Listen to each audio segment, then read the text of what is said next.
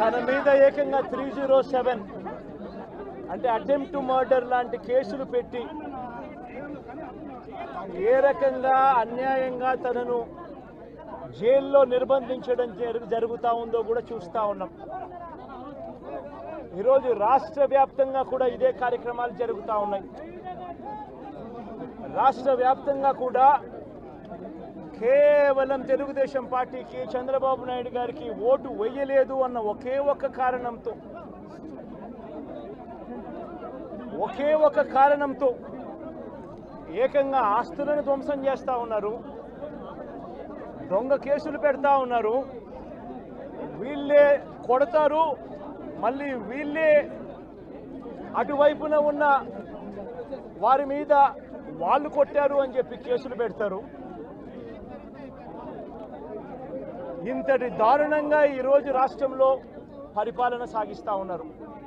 నేను అడుగుతా ఉన్నా, ఇదే గత 5 సంవత్సరాల కాలంలో వైఎస్ఆర్సీపీ పరిపాలనలో ఉండగా, వైఎస్ఆర్సీపీ ప్రభుత్వంలో ఉండగా అప్పుడు జగన్ ఏం చేశాడు?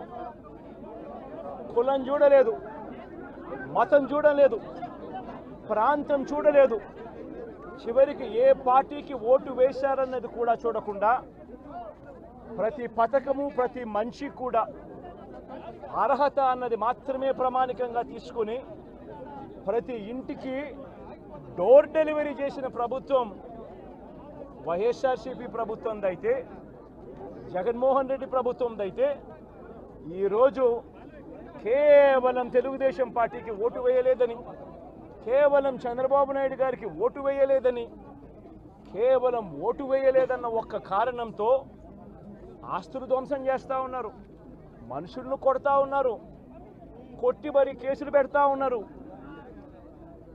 ఇంతటి అన్యాయంగా రాష్ట్రాన్ని రావణ కాష్టం చేస్తూ ఉన్నారు. రాజశేఖర రెడ్డి గారి విగ్రహాలను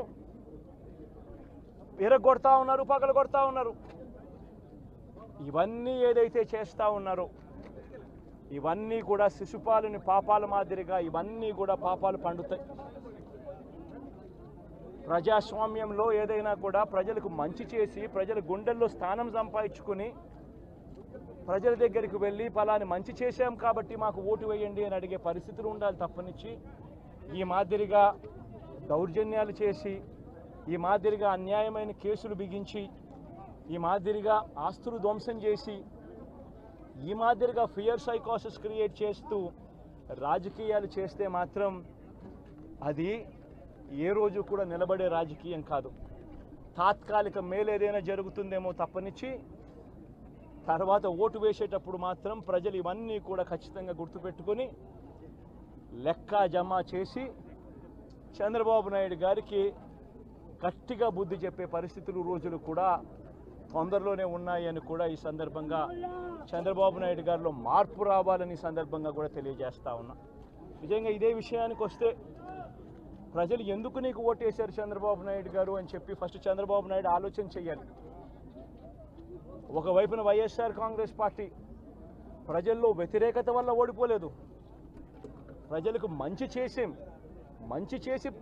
ప్రజలకు మంచి చేసి వైఎస్ఆర్ కాంగ్రెస్ పార్టీ ఓడిపోయింది.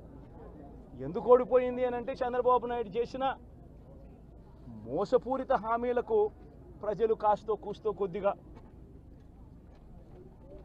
ఇదే ఆ 10% కాస్త అటువైపున షిఫ్ట్ అయ్యి చంద్రబాబు నాయుడు గారు అధికారంలోకి వచ్చిన పరిస్థితులు. మరి చంద్రబాబు నాయుడు అధికారంలోకి వచ్చిన తర్వాత ఈరోజు రైతులకు ఇస్తానన్న రైతు భరోసా 20,000 రూపాయలు ప్రతి రైతన్నకి ఇస్తానన్నాడు. వ్యవసాయం స్టార్ట్ అయింది, ఖరీఫ్ మొదలైంది, పంటలు వేగంగా వేస్తూ ఉన్నారు రైతన్నలు. ఇంతవరకు రైతు భరోసా 10,000-20,000 రూపాయలు ఇస్తానన్న దానికి అతి గతి లేదు. బడులు మొదలయ్యాయి. అమ్మఒడి కింద జగన్ 15,000 ఇస్తాను అని అంటే కాదు చంద్రబాబు నాయుడు వస్తే ఎంతమంది పిల్లలు ఉంటే అంతమందికి ఇస్తాడు, ప్రతి ఒక్కరికి 15,000 ఇస్తాడు అని చెప్పారు. రాష్ట్రంలో 1 కోటి మందికి పైగా బడియీడు పిల్లలు ఉన్నారు. బడులు స్టార్ట్ అయ్యాయి. ఆ ప్రతి తల్లి కూడా అడుగుతూ ఉంది, తల్లికి వందనం అని పేరు పెట్టావు, అమ్మఒడి అనే పథకాన్ని పేరు మార్చావు, మరి ఆ డబ్బులు ఏమైనాయని చెప్పి గవర్నెన్స్ మీద కాస్త ధ్యాస పెట్టి ఆ తల్లులకి ఇచ్చే డబ్బులు ఇచ్చే కార్యక్రమం చూడండి. రైతులకు ఇచ్చే రైతు భరోసా 20,000 ఇస్తామన్నారు, ఇచ్చే కార్యక్రమం చూడండి.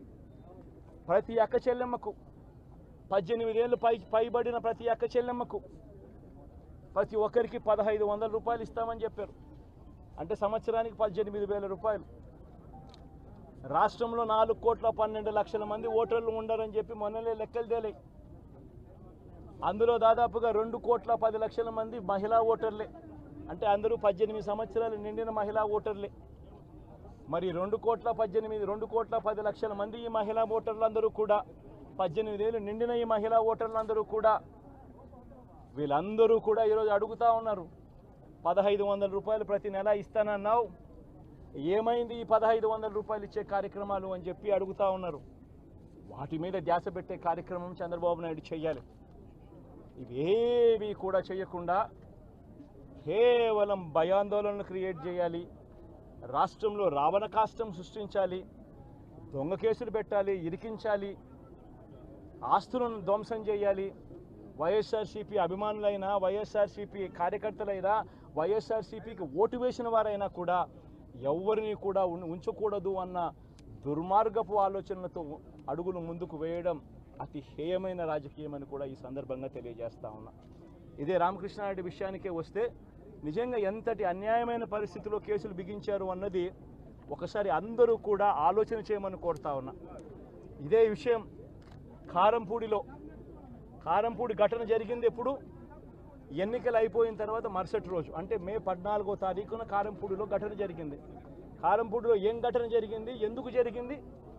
కారంపూడిలో తెలుగుదేశం పార్టీ చేసిన ఆకృత్యాలకు ఒక ఎస్సీ కుటుంబంలో ఉన్న మహిళలు ఇబ్బంది పడే పరిస్థితిలోకి పోయినప్పుడు వాళ్ళను పరామర్శించడానికి డిఎస్పీ అనుమతి తీసుకునే మరుసటి రోజు, ఎన్నికలు అయిపోయిన మరుసటి రోజు ఎమ్మెల్యే బయలుదేరాడు. ఎమ్మెల్యే కారంపూడికి చేరుకోక మునిపే ఆ ఎస్సీ కుటుంబం అనేది కారంపూడి అటువైపున ఉంటే, ఊరికి అటువైపున వాళ్ళు ఇల్లుంటే ఆ ఊరు ఎంటర్ కాకమునిపే తనను అడ్డగించడము, అక్కడే గొడవ జరగడము, గొడవ జరిగేది టౌన్లో జరుగుతూ ఉంది, ఇక్కడ నుంచి ఇక్కడ అడ్డగించినారు. అసలు సిఐ అనే నారాయణ స్వామి అనే ఈ సిఐతో కనీసం ఎమ్మెల్యే కనీసం తటస్థ కూడా పడలేదు. కనీసం చూసిన దాఖలాలు కూడా లేవు వీళ్ళిద్దరు. ఆ రోజు ఆయన ఉండేది వేరే గొడవలో వేరే లొకేషన్, టౌన్ మధ్యలో గొడవ జరుగుతా అంటే ఆయన ఉన్నాడు, టౌన్ మొదట్లో ఈయన ఉన్నాడు. అసలు ఆయన తటస్థపడలేదు. ఆయన మీద ఆ గొడవ జరిగేటప్పుడు ఇటువైపు నుంచి అటువైపు నుంచి పడ్డాయి. చిన్న రాయి ఏదో తగ్గించచ్చేమో బహుశా, కానీ చిన్న రాయి కాబట్టి అసలు ఆయన మరుసటి రోజు ఆయన అదే రోజు మెడికల్ లీగల్ కేసు కూడా పెట్టాల. అంటే ఎంత చిన్న ఘటన అది, జరిగిందో లేదో కూడా తెలియదు. మే 14న జరిగితే 9 రోజుల తర్వాత, అంటే మే 23వ తారీఖున ఆయనకి ఏదో జరిగిందన్నట్టుగా సిఐ హత్యాయత్నం కేసు పెట్టడం జరుగుతూ ఉంది రామకృష్ణ. కనీసం సీన్లో కూడా నేను పెట్టింది. ఇది అన్యాయం కాదా అని అడుగుతా ఉన్నా. ఇన్సిడెంటే జరిగిందో లేదో కూడా తెలియదు. మరి ఇన్సిడెంట్ నిజంగానే జరిగిందంటే మే 14న జరిగిందంటే మే 15వ తారీఖున మెడికల్ లీగల్ ఎందుకు పెట్టలేదు? 17వ తారీఖున కేంద్ర ఎన్నికల సంఘం 17వ తారీఖు నుంచి 20వ తారీఖు వరకు పల్నాడు ఏరియాలో ఆ సిట్ బృందం తిరిగి ఇన్సిడెంట్ జరిగిన ప్రతి అంశం మీద రిపోర్ట్ ఇచ్చింది. ఆ రిపోర్ట్ ఇచ్చిన దాంట్లో, ఆ సిట్ ఇచ్చిన రిపోర్ట్లో ఎందుకు రాలేదు? మరి ఈ రకంగా ఒక మనిషిని హత్యాయత్నం కేసు మీద బిగించడం ధర్మమేనా? ఇంకొక కేసు కూడా తన మీద హత్యాయత్నం కేసు పెట్టాడు.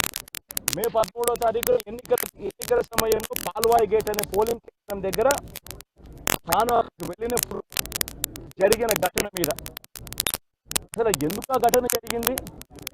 ఏదన్నా కొద్ది గొప్ప కనీసం ఆలోచన చేసే వాళ్ళు ఎవరైనా ఆలోచన చేయాలి కదా.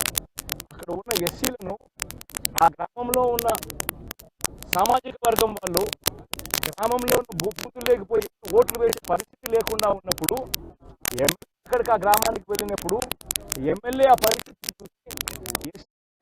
ఎస్పీకి 4 సార్లు 5 సార్లు 10 సార్లు ఫోన్ చేసినా కూడా ఎస్పీ రాని పరిస్థితిలో ఉన్నప్పుడు, కనీసం సిఐని ఎస్ఐని కూడా పంపించిన పరిస్థితిలో ఉన్నప్పుడు, అటువంటి బూత్లో, సెన్సిటివ్ బూత్లో కేవలం ఒకే ఒక్క హోంగార్డును పెట్టి బూతులు నడుపుతూ ఉన్నారు.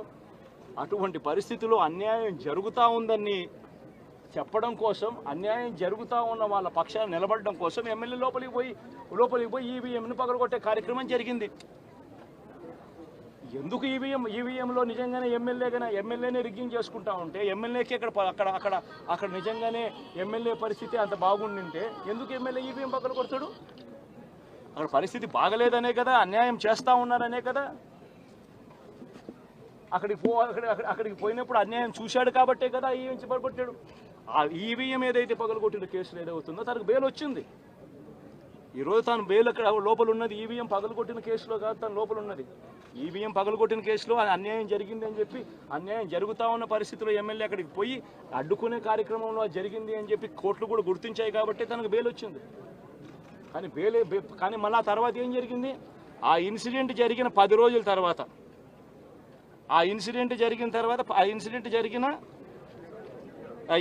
జరిగిన 10 రోజుల తర్వాత అంటే మే 23వ తారీఖున ఎమ్మెల్యే అక్కడికి వెళ్ళి హత్యాయత్నం చేశాడట.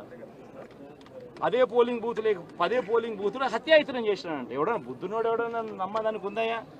ఎవడన్నా ఎమ్మెల్యే అనేవాడు అక్కడికి పోయినప్పుడు వాళ్ళు చేస్తూ ఉన్న రిగ్గింగు, ఎమ్మెల్యే దానికి అడ్డుకునే కార్యక్రమం చేస్తూ ఉంటే ఎమ్మెల్యే అక్కడికి పోయి ఎమ్మెల్యే హత్యాయత్నం చేస్తాడా? చెప్పడానికైనా హద్దు పొద్దు ఉండాలి కదా. 10 రోజుల తర్వాత ఎమ్మెల్యే హత్యాయత్నం చేశాడని చెప్పి కేసు పెడతారు 10 రోజుల తర్వాత. ఇప్పుడు నిజంగానే అటువంటి ఇన్సిడెంట్ జరిగిందంటే సిట్టు 17వ తారీఖు నుంచి మే 17వ తారీఖు నుంచి 20వ తారీఖు లోపల మధ్యలో ఇచ్చిన రిపోర్ట్లో ఆ సిట్లో అది చెప్పాలి కదా, ఇట్లా జరిగింది, ఎమ్మెల్యే అనే వ్యక్తి హత్యాయత్నం చేసే కార్యక్రమం చేశాడు అని చెప్పి రావాలి కదా. మరి ఎందుకు సిట్ రిపోర్ట్లో రాలేదు? ఈ రకంగా ఒక మనిషిని కేవలం 4 సార్లు ఎమ్మెల్యే తాను 2000 కన్సిస్టెంట్గా 4 సార్లు ఎమ్మెల్యే గెలిచాడు. 2009లో గెలిచాడు, 2011లో గెలిచాడు, 2014లో గెలిచాడు, 2019లో గెలిచాడు. ఒక మనిషి కన్సిస్టెంట్గా 4 సార్లు ఎమ్మెల్యేగా గెలుస్తూ వస్తున్నాడు అని అంటే ఆ మనిషి మంచోడు కాబట్టి గెలుస్తూ వచ్చాడు, ఆ మనిషి మంచోడు కాబట్టి ప్రజలు ఆశీర్వదిస్తూ వచ్చారు. అటువంటి వ్యక్తిని తీసుకొని వచ్చి తప్పుడు కేసులలో ఈ మాదిరిగా బిగించడం ఎంత మటుకు ధర్మం? ఈరోజు ఒక్క రామకృష్ణారెడ్డి ఒక్క పరిస్థితే కాదు, రాష్ట్ర వ్యాప్తంగా ప్రతి గ్రామంలోనూ కూడా ఇదే కార్యక్రమాలు జరుగుతూ ఉన్నాయి. ప్రతి ఒక్కరూ కూడా వాళ్ళ స్థాయిలో రెడ్ బుక్స్ అని చెప్పి రెడ్ బుక్లు పెట్టుకొని ఉన్నారు. చంద్రబాబు నాయుడు స్థాయిలో చంద్రబాబు నాయుడు ఒక రెడ్ బుక్, లోకేష్ స్థాయిలో లోకేష్ ఒక రెడ్ బుక్, ఎమ్మెల్యే స్థాయిలో ఎమ్మెల్యే ఒక రెడ్ బుక్, మండల స్థాయిలో మండల నాయకుడు ఒక రెడ్ బుక్, గ్రామ స్థాయిలో గ్రామంలో ఇంకో రెడ్ బుక్, గ్రామ స్థాయిలో ఇంకో నాయకుడు, గ్రామ స్థాయిలో ఇంకో రెడ్ బుక్లలో పెట్టుకొని ఏం చేస్తూ ఉన్నారు? అతి దారుణంగా అన్యాయంగా ఆస్తులు ధ్వంసం చేస్తూ ఉన్నారు. రాష్ట్రం మొత్తం దాన్ని చూస్తూ ఉంది, కానీ ఎవడు మాట్లాడడం లేదు. దొంగ కేసులు పెడతా ఉన్నారు, పోలీసులు ప్రేక్షక పాత్ర పోషిస్తూ ఉన్నారు. దొంగ కేసులు పెడతా ఉన్నారు, వాళ్ళే కొడతారు, మన ఇటువైపున కేసులు పెడతా ఉన్నారు. రాష్ట్రం మొత్తం ఇది చూస్తూ ఉంది. చీని చెట్లు నరికేస్తూ ఉన్నారు, ఆస్తులు ధ్వంసం చేస్తూ ఉన్నారు, కనిపిస్తూ ఉంది. ఎమ్మెల్యేలు ఏకంగా జేసీబీల మీద పొక్లైన్ల మీద ఎమ్మెల్యేలు స్వయంగా తీసేసి ఏకంగా పోయి బిల్డింగులు పగలగొట్టే కార్యక్రమాలు చేస్తూ ఉన్నారు. ఇంతటి దారుణంగా నిజంగా చేస్తూ ఉన్నారు అని అంటే ఎల్లకాలం ప్రభుత్వం మీది కాదు, ఎల్లకాలం రోజులు మీయే ఉండవు చంద్రబాబు, అది గుర్తుపెట్టుకో. మీ పాపాలు పండుతూ ఉన్నాయి వేగంగా. ప్రజలు దీన్ని క్షమించని పరిస్థితి లేక వస్తారు. ఖచ్చితంగా మీకు బుద్ధి చెప్పే పరిస్థితులు రోజులు కూడా ఉంటాయి. శాతనైతే మంచి చేయండి, మంచి చేసి ప్రజల మనసులు గెలుచుకుని ఓట్లు ప్రజల మనసుల్లో స్థిరస్థాయిగా నిలబడే కార్యక్రమం చేయండి. కానీ తప్పుడు రాజకీయాలు ఈ మాదిరిగా నువ్వు ఒక్కరివే చేస్తావు అనుకుంటా ఉన్నావు. ఇదే మాదిరిగా కొనసాగితే రాష్ట్రంలో ఒక తప్పుడు సాంప్రదాయానికి నువ్వు నాంది పలుకుతా ఉన్నావు. నువ్వు వేసే ఈ బీజం, నువ్వు వేసే ఈ తప్పుడు సాంప్రదాయం, రేపొద్దున నువ్వు వేసే ఈ బీజం చెట్టు అవుతుంది.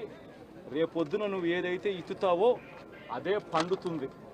రేపొద్దున మళ్ళీ మీ గ్రామాలలో మీ కార్యకర్తలకు ఇదే పరిస్థితిని ఇదే మాదిరిగానే మళ్ళీ జరిగే కార్యక్రమాలు కూడా జరుగుతాయి. అటువంటి తప్పుడు సాంప్రదాయాలు దయచేసి ఇప్పటికన్నా ఆపండి. నాయకులుగా ఉన్న మనలాంటి వాళ్ళం ఇలాంటివి ప్రోత్సహించకూడదు. ఇలాంటివి ఎవరు తప్పు చేసినా తప్పు అని చెప్పే కార్యక్రమం నాయకులుగా మనం చెయ్యాలి. కానీ దగ్గరుండి ఈ మాదిరిగా ప్రోత్సహించడం అతి దుర్మార్గమైన కార్యక్రమం. దయచేసి దీనికి ఫుల్ స్టాప్ పెట్టే కార్యక్రమం ఖచ్చితంగా చెయ్యండి చంద్రబాబు అని చెప్పి సందర్భంగా మరొక్కసారి చంద్రబాబును ఈసారి హెచ్చరిస్తున్నామని కూడా చెప్తా ఉన్నాం. ఈసారి కోరడం లేదు, హెచ్చరిస్తున్నామని కూడా చెప్తా ఉన్నాం.